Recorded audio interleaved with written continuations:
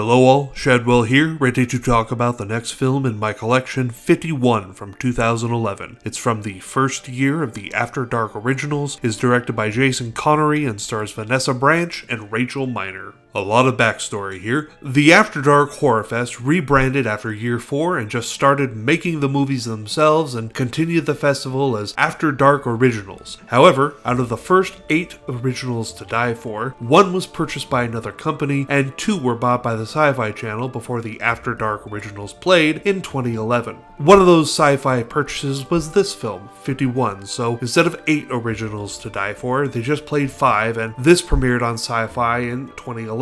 Makes sense? Good.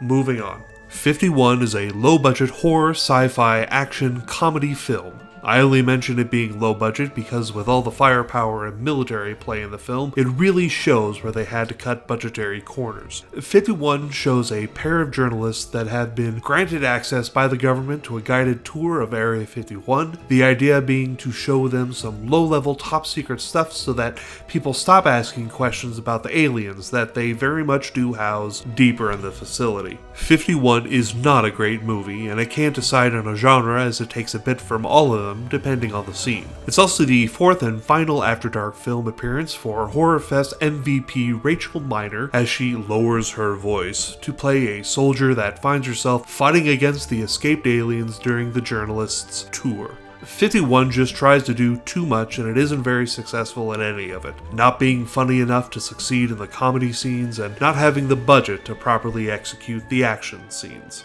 51 falls into the same trap as Zombies of Mass Destruction when it tries being horrific by showing a lot of blood flying around, but it just turns into a splatter show after a while and the real horror of the situation never really surfaces. There is a kind of cool idea of an alien that can copy any person it touches, but they kind of run that idea into the ground by using it as much as possible. However, I'd rather watch this than Oren Peli's 2015 sophomore effort Area 51.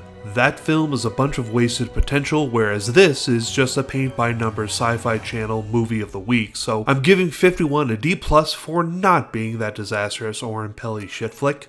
So not a good start to the After Dark originals, but let's see if we get better luck with the next film, Fertile Ground, shall we? See y'all then.